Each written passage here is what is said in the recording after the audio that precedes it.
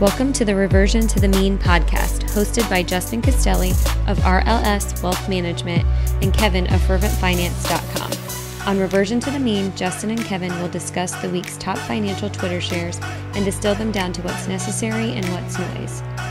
This podcast is for entertainment purposes only. Nothing discussed on this podcast should be considered professional advice. The opinions expressed by the hosts are theirs and theirs only.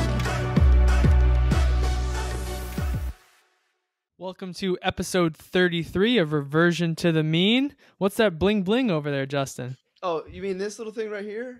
Yeah, you'll have to be watching this on the YouTube channel. We had Roman's second grade basketball tournament today, and we won the championship. And instead of giving out trophies that just clutter up, the sports park has actually gotten smart, and they give out these championship rings, which are actually, they're pretty heavy. Like, it's pretty weighty. It's got a lot of bling to it, and the boys love it. So this is their second time winning. So Roman was excited to be a second time champion. So that'd be kind of funny to wear for this podcast. But I'm feeling good about my coaching. We were down 11, which for second graders is a lot to come back from. First half they didn't play very good, and the second half they turned it on. And I'd like to pretend it's my coaching, but I don't know what sparked them. But it was a fun game. So it's my championship ring. Yeah, it's way cooler than the plastic trophies I used to get when I was in second grade. Yeah. It's funny. We came home. Roman asked my wife if she had any ring boxes he could store his ring in. But yeah, so that's what I was up to. We had basketball yesterday and today. So if my voice sounds a little shaky, it's from all the coaching that I've been doing. But let's get into this week's stuff. A great post from Ramp Capital, which I'm sure a lot of listeners are familiar with Ramp, but if not, he is an anonymous Twitter account that is very funny and very good. And now he's back to blogging and has his website up again. So why don't you lead us into this first post from Ramp? Yeah, I didn't even know Ramp had a blog. I thought he was just a Twitter personality, but I saw his post titled "Put Down Your Effing Phone" from this weekend, and I thought it was really good. And this has been getting a lot of airplay lately about people trying to, not look at their phones so much. And I think it's all because of the new iOS screen time tracker. So every Sunday morning, I'm pretty sure that everyone gets the little thing that says, "Oh, you were on your phone for this many hours, up or down from the previous week." So, I mean, personally, I'm completely embarrassed by my time that shows up every Sunday. But Ramp was very embarrassed by his as well. I mean, he's on Twitter all the time, so his amount didn't really, I didn't think it was abnormal, but he's on his phone on average 7 hours and 6 minutes per day, which is a lot of time. I'll admit mine was 3 hours and 11 minutes for the past 7 days, which I think is still way too much. Definitely going to try to get that number down. Justin, you were saying that yours is probably down because you took Twitter off your phone. Yeah, I'm afraid to look. So I think I might give myself a couple more weeks before I look. But I definitely know that I've been on it a lot less since I've taken Twitter off, which we've talked about before. So I'd like to think that we started this movement, that it was our conversations. And I actually have to give credit to my buddy Ashby Daniels, because he's the one who started, at least told me about taking Twitter off his phone. So, yeah, I have no guess where I would be. I'd probably be somewhere between you and Ramp. But he mentioned that his Ramp Capital Twitter persona has kind of become a small business for him. So, if I were to add in the amount of screen time I have on my computer at work, then depending on how much he's doing and how much he's making from this, it may not be that bad other than it's just a phone. But yeah, I'm afraid to look, so I haven't looked yet. Yeah, and I guess he has a baby, and he noted that what him and his wife are going to start trying to do is put their phones in the kitchen drawer when they get home from work, and then until the baby goes to bed, their phones are going to stay there. And then once the baby is in bed, they can take their phones out and play on Twitter some more. But have you tried stuff like that before? I haven't really, because I don't have kids yet. But what about you?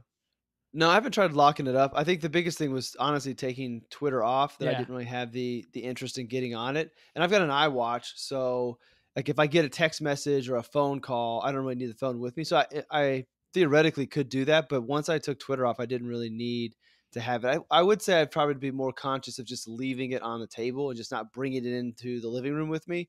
But that's been about it. There was a post I'm trying to find. I shared it on my weekend round, my weekly mixtape.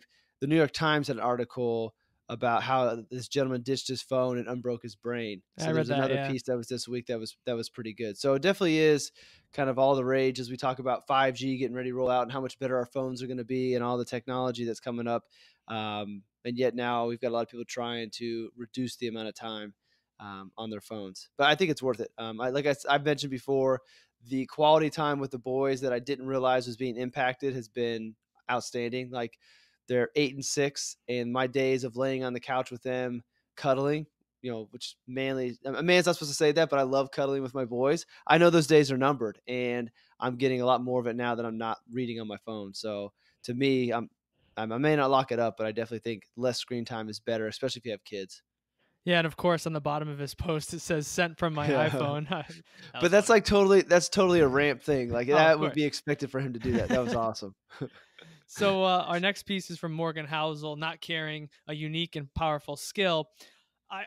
When I read the title, I didn't really know what Morgan was gonna kind of talk about, but obviously in Morgan fashion, he compares his little what he's discussing to investing, and he discusses this Indian philosopher Jiddu Krishnamurti, who was talking to an audience, and he asked them if they wanted to know his secret, and he leaned forward and whispered to the audience, "You see, I don't mind what happens."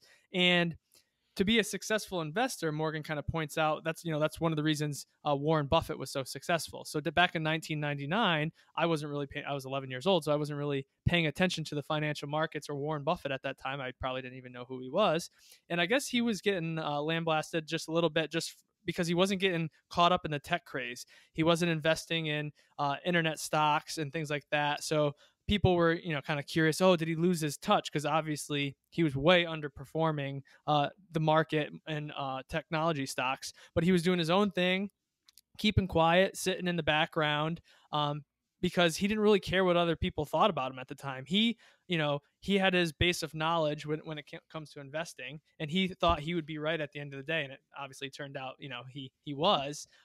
But it took a little level of not really caring about what other people thought and his reputation, because some people were calling him, done. He couldn't keep up anymore. It was a new world. Internet's here. Warren Buffett can't keep up. But I thought it was a good way to kind of describe how you have to control your emotions when it comes to investing. I think it's a good lesson just for life in general. I have this conversation with my wife a lot, especially around her business and people leaving comments on her store about whether it's clothing or different things. And like I know her, and those complaints are few and far between. And I try to make her realize that you can't make everybody happy. Who cares what those people say? And chances are there is bigger things going on in their life that they're very unhappy about that just spills over into this, that the majority of your customers are extremely happy. So it's like, who cares what they think? That they don't matter in your life. And she just struggles with that. And I wouldn't say that I don't care what people think, but there's a lot of things I don't care. Like if I've got something in my mind that I think is right and I'm going to do it, I'm going to do it. And I don't really worry about what other people, because I feel like the people who know me best know that everything I do, I'm going to give my best and I'm going to do what I think is right. And I think that people understand that. So they're not going to be judging me. And the people who don't know me, or the people who are going to judge me, like they aren't meaningful in my life. So I'm not going to lose sleep or stress over that. So I will say it is refreshing to do things like that and not worry about what people are going to say. On the greater scheme, like there's a few people that I really value their opinion, so I would care what they think. But if those few people are in my side and they think that I'm doing is right, then I feel good about what I'm doing, and what the rest of the people think, it doesn't really matter to me. So I didn't, when I originally read it, I was thinking of more outside of investing. But the couple principles that he puts in there, not caring about having an imperfect portfolio, it just made me think about all the articles that have been written. I think I've done one before about how diversification means always having to say you're sorry. Like it's impossible to have a perfect portfolio. So you can't care about trying to be perfect. You've got to understand the ebbs and flows, and that there's going to be things wrong momentarily with it, but it ends up being right in the long run. And then the one about not caring about a reputational hit that comes from changing your mind. I change my mind all the time. Not about like fundamental principles and values. I think of more of trying things out. So like I'm trying to put this store out there for the financial advisor and kind of finance world clothing. But in 3 or 4 months, I might decide it's not worth the time and I shut it down. And if I do that, I don't care what anybody thinks. Like I want to do this. I gave it a try. Hopefully I sell some shirts, donate some money to some financial literacy programs. And at the end of it, I tried it and didn't work. And I'm not going to worry about shutting it down, or I'm not going to worry about thinking people what they think about me trying to do something like that, because why would I do that? Well, I want to try it. I'm going to do it, and I don't care what you think. So it is. And another thing, the final thing I'll say is I think that I'm lucky that I'm able to look at things in that way, because I know it's not always easy for people to kind of not care what people think, and kind of do what they're going to do if they think it's right, and not worry about what others are going to say. Because I just think about my wife. So it's a mindset that I know I'm lucky to have, because I think it helps me with running a business and trying to grow a business, not worrying about all these details that in the end of the day don't matter to what I'm trying to accomplish. Yeah, it's definitely something that, at least for me, has gotten easier as I've gotten older. Whether I've become more mature or not, I think that just has become a little bit easier. Now, obviously, you're going to still care, but I think you start to realize that you should only really care about, certain individuals and what they think of you, and not just, random people commenting on your Twitter or your profile for your business or whatever. But it was kind of funny. I was talking to our buddy Andrew Miller the other day just about optimizing portfolios and nerding out about that. And at the same time, I came across this post where Morgan said, not caring about having an imperfect portfolio. And that's kind of the route I've taken with investing. I know my portfolio is not perfect, but as Morgan points out at the bottom here, a rule of thumb is to prefer the strategy that's likely to get you closest to your goal with the fewest number of decisions needed along the way. That's kind of the route I've taken.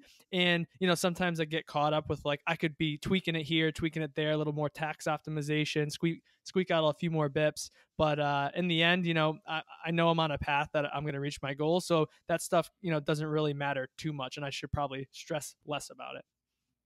Well, your recent T-shirt purchase would tell me that your imperfect portfolio probably does not have enough international exposure. Yeah. All right, next one up. You gotta go find Kevin's tweets from the week to see what I'm talking about there.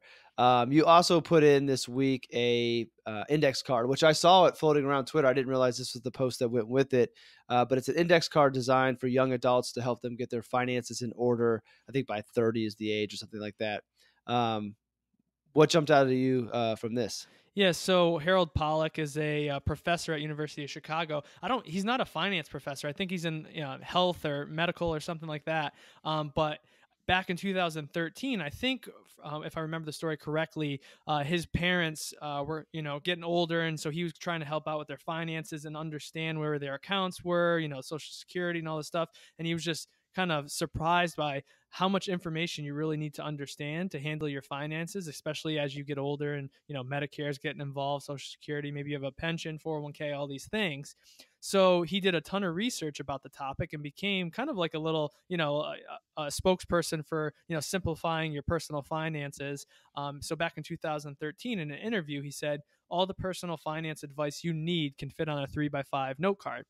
So he actually went out and did it, and that got shared a ton. And, he was interviewed about it.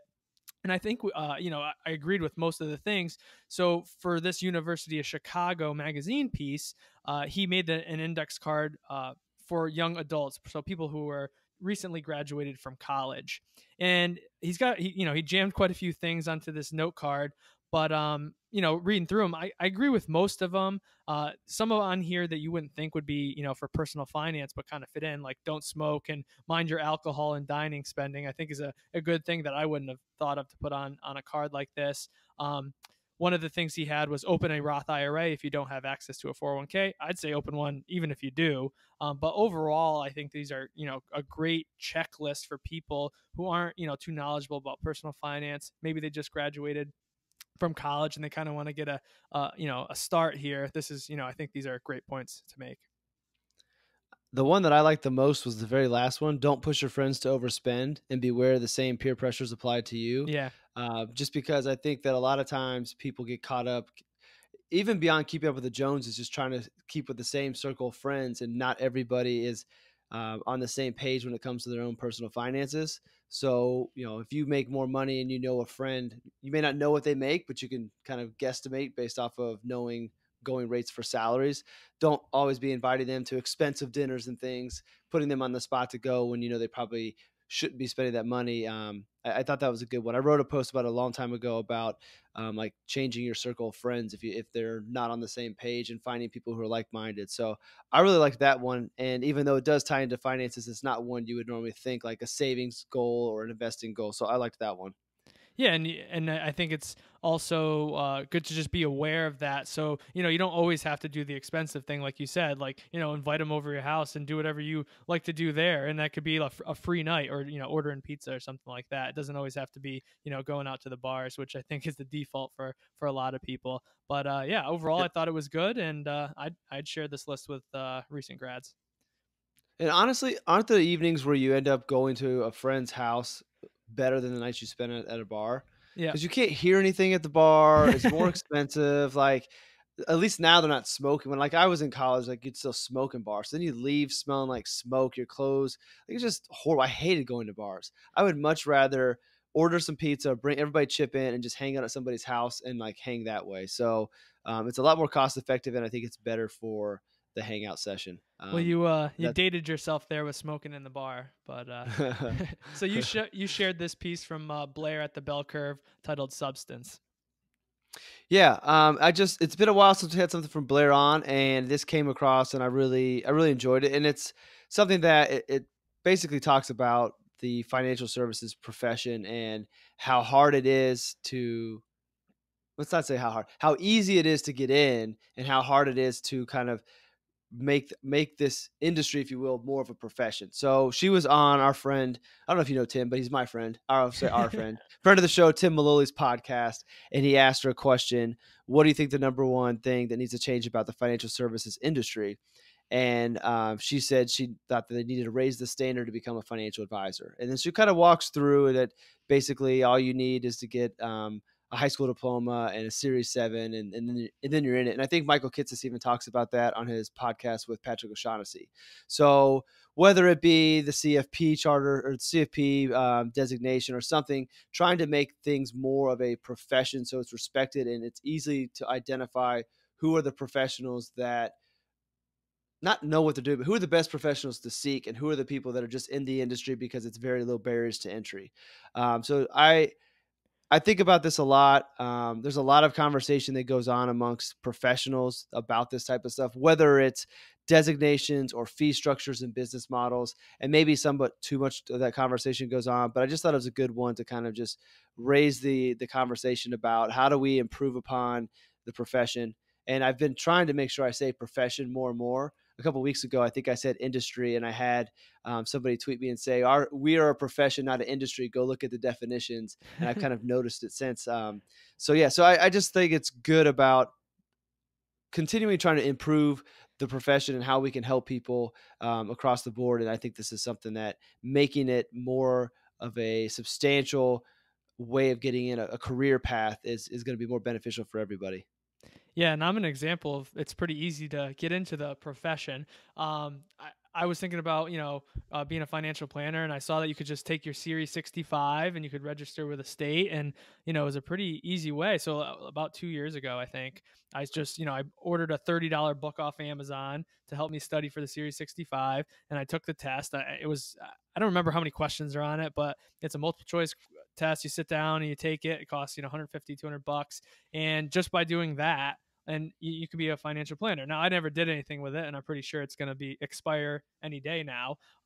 But if you just buy a $30 book, schedule the exam, and study for a few weeks, you can enter the industry, or sorry, profession. But I guess you wouldn't call someone like that a professional who just studied a $30 book and entered the industry that way. But yeah, it's a very low bar to entry. I think people are starting to understand that the minimum threshold might be a CFP. And I think people are starting to understand that might become the new kind of a minimum bar for people who are becoming knowledgeable about the profession. And I think it's a good start, but it has a long way to go before it gets to that level of a profession where I think, maybe like a lawyer profession would be.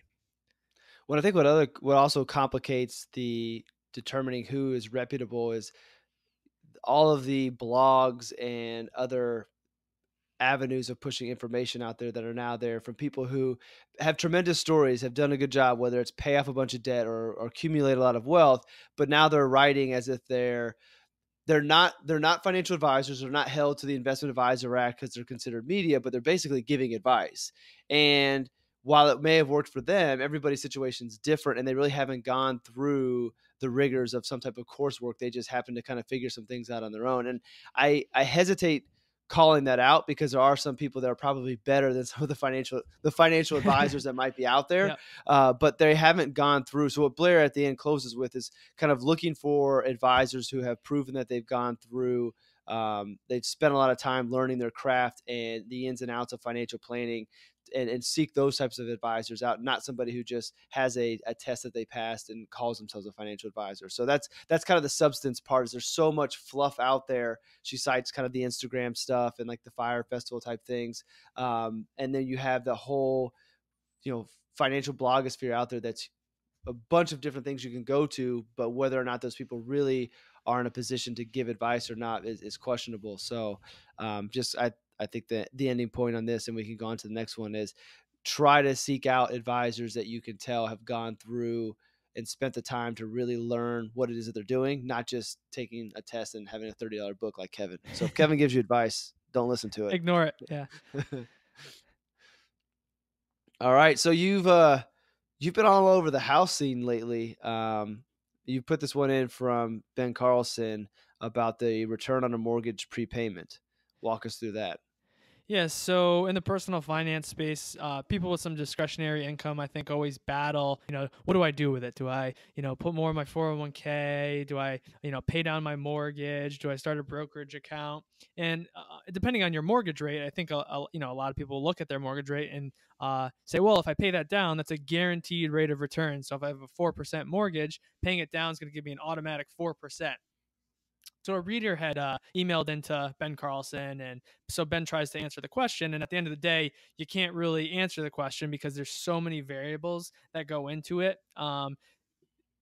Like opportunity cost, illiquidity of your home, potential tax benefits that affect people differently, all sorts of things. People move in a couple of years, people stay in their house for 40 years. There's just so many variables. It's not cut and dry to understand if you're actually earning, a 4% return. But it was he had a chart in here that I liked where it shows, how much an additional annual payment, an additional monthly payment every year would affect your mortgage. So instead of making 12 payments on your mortgage a year, you make a 13th. That'll shave, a good, I think, 4 years off your mortgage.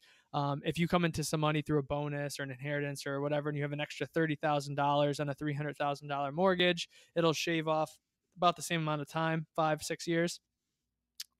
So it's just, it's compounding as well. So when you're making a prepayment to your mortgage, it comes right off the principal. So in the end, there's less interest accruing on that amount. So you're going to make big strides, when you're paying off your mortgage, if you make some extra payments early on. But at the end of the day, are you going to get that 4% return? There's a lot of variables. Could you have invested that money and made more? Probably. But if you're going to sleep better at night paying off your mortgage early, I don't think the numbers really matter that much. I'm not a big fan of paying the mortgage off early, especially right now. I think I would be more inclined to tell somebody to maybe make that a realistic goal if interest rates were higher. And I'm not to say that I know for a fact that we can go out and do better than a 3 or 4%, mortgage on the investment side of things. But I would like to think that we can over a 30-year period. I think the numbers are in our favor. So I'm not a huge fan of paying it off. And I also, an advisor I worked for before always said you can't eat your house. Yeah. And there were a lot of things that I didn't really like when I worked at that firm, but that is something that did stick with me. And the fact that, yes, it's great to have your house paid off, but if you've sacrificed liquidity to do that, then what happens at this point? You're not going to, when you reach retirement, are you going to sell your house to get the equity out and then downsize? Maybe, maybe not. So I would rather see somebody have more liquid assets and have a mortgage going into retirement than be mortgage free and have nothing saved up. Just from a planning standpoint, there's far more options when you have liquidity than when you have it all tied up in real estate. Yeah, that's a good point. I guess the problem is, a lot of people, if they have an extra $500 a month and they're trying to figure out what to do with it, if you don't make a decision and you're not going to pay down your mortgage early, like that money could just disappear if you don't have a plan for it. It'll Right. get spent elsewhere, right? So if you want to take the route of not paying down your mortgage because you think you can make more money elsewhere, you have to be diligent and have a plan and maybe a forced savings mechanism to make sure that that money doesn't end up in your checking account where it can get spent on other stuff. I feel like we should have a break in the show and plug in like an advertisement for financial advisors in general, because a financial advisor would help you create that type of plan that says, all right, we've looked at your budget. You've got $500 more a month. We can either put more into the mortgage. No, we're going to put that into an investment account. We're going to set that up automatically, and you Yep. don't even think about it. Let's roll. So yeah, I agree. Having a plan would, but you're exactly right. If you don't do something with it, it's going to be spent. And making sure your emergency fund is full, or if there's any other savings that you have coming up in the short term, addressing those things as well. But that there's nothing major than, I think, putting it into a Roth IRA, brokerage account, 529 if you have kids. There's so many other things you can do that I think give you more flexibility, more options. And then at the end of the day, if you save all that money and you get to retirement and you don't need that big nest egg that you have saved up, you can pay your mortgage off then. And maybe you paid a little bit more interest, but you gave yourself more flexibility. And I think in the long run, paying a little bit more interest over a period of time but having more flexibility might be worth it, from a quality of life standard, I think. Nothing more to add there. We're going to change topics a little bit here. I thought, we used to talk about fitness, and I feel like we haven't talked about fitness too much as of late. So I saw this article in the New York Times, the best type of exercise to burn fat. And this talks about HIIT training, or high intensity interval training. I lift weights, I squat, bench, and deadlift. So we know I don't do cardio. But if I were to do cardio, I'd do HIIT training. I thought this was like common knowledge, but I guess it's like personal finance where you kind of have to hammer home the basics. I thought it's been known for quite a while that, high intensity interval training is better than, going out for a jog if your goal is to burn fat. I think it's at least been shared in the fitness industry for quite a while now, but I guess it's making the mainstream. I have done some HIIT training in the past, whether that's, going to the track and, running a 200, then walking 200, running 200, walking 200, or, things like that. I find it a lot more enjoyable and, quicker than going out for just a jog where I'm bored out of my mind personally. It's not my cup of tea, but, I think this is great. And it's something I do want to incorporate into my training in the future. I just really haven't done it too much as of late. I would throw CrossFit kind of in the HIIT area. I hate running, like running long distance. I'm not going to do. I don't really like sprints, but I can get by on it because it's such a short amount of time of pushing myself, Yep. and I get a little bit of break, so I can do that. On the beautiful Peloton in the background, they have high intensity interval training, like spin classes. So I'll do those, and I do like those because, again, the way my drive when it comes to fitness works, I can push myself for short periods of time, but I'm not going to push myself for a long period of time, whether it be like a long run, because I get to the mindset, I'm like, for what? Like, what am I doing this for? I don't want to do this if it sucks that bad for this long. I just want to stay in shape. So I do like this. But I think the only thing that they didn't really hit on when it comes to like losing weight, and I know they're comparing long walks, long runs, jogs to the high, the shorter workouts. But at the end of the day, it's about diet. It's 80% of your diet and 20% of what your workout is. If you're eating healthy and you go run long runs, you're probably going to lose weight. If you eat like crap, but you go do high intensity interval training, you're not going to lose weight. So I think that with us, going to the screen time and not having enough time and doing all these other things, the high intensity interval training is attractive because it's only 30, 40 minutes. It's a lot shorter. And I found a guy, I don't know if I can find it to share, on YouTube for kettlebell workouts. And he was like late 40s and just ripped. And I've been doing some kettlebells at home, but he said that you shouldn't work out for longer than 35 minutes. That when you work out beyond 35 minutes, you start to get into producing more cortisol, which is what gives you belly fat. So you want to keep your workouts intense. And then Sounds like a bunch of crap to me, but the dude had no belly fat on him. I'll tell you that. He was older than me. So I was like, but those are the things that I think you talked about. You mentioned it about finance, but like you get so many conflicting different things. Oh, yeah. And yes, part of the reason I want to believe him is because he was 47 or whatever he was and had like a 9-pack, like he was ripped. So maybe that's just his genetics and that helps him. But it made me believe, hey, he said that's what he does. Maybe it does work. I should give it a try.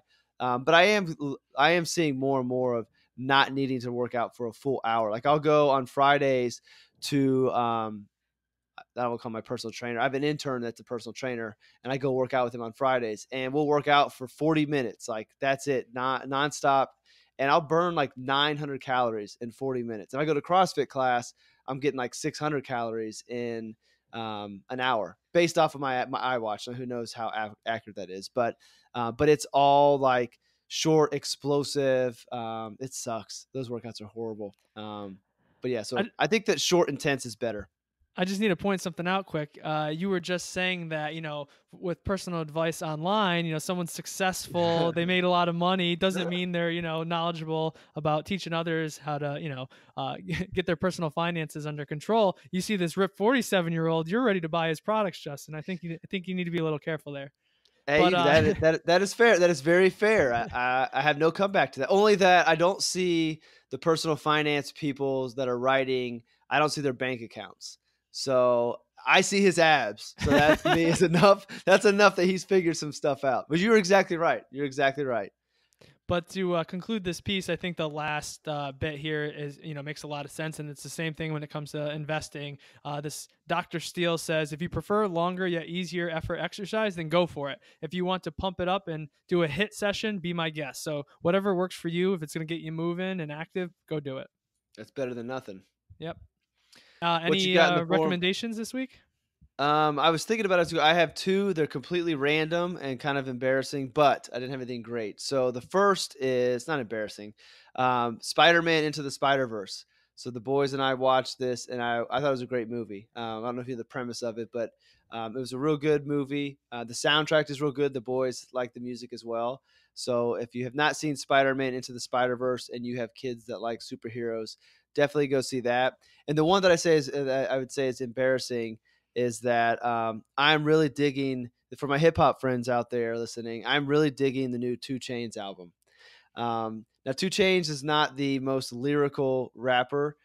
He's not going to win any awards. And I usually like him when he's a guest on other albums, other songs. And I've tried to listen to his full albums, but his new album is very good. So it's called Rap or Go to the League is the name of 2 Chainz' new album. I'll have it in the show notes. Very, very highly recommended. All right. Yeah, I have one recommendation this week, and it's for the personal finance nerds out there. Michael Kitces was on Invest Like the Best with Patrick O'Shaughnessy. He discussed the past, present, and future of financial advice. I thought he did a great job. It was like an 1.5-hour podcast, and I ate it all up, and I always like to hear Michael Kitces talk. So if you want to hear more about financial advice and how it's changed over the years, I give it a 2 thumbs up. What'd you think about the future of advice? Well, yeah, I mean, no one knows, but it seems like kind of Kitces has been kind of right on the money so far, with how robos haven't really taken over for, your job. They kind of are just a tool to assist you in your job.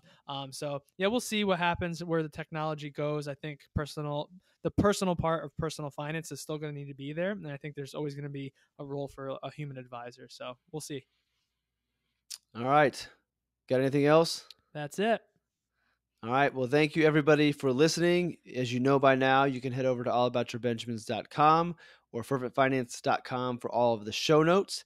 This episode has been recorded as well as last week, so now you can watch us as we dialogue on YouTube. So we'll have those links as well in the show notes. But thanks for listening. And if you have any topics, anything you'd like to hear from us, I hear all these other podcasts getting listener emails, and I don't think we get very many. So send us some emails. We'd love the feedback. Find us on Twitter. We'd love to try to make this even more entertaining for you as time goes on. So thanks for listening, and we'll see you in the next episode. Have a great week.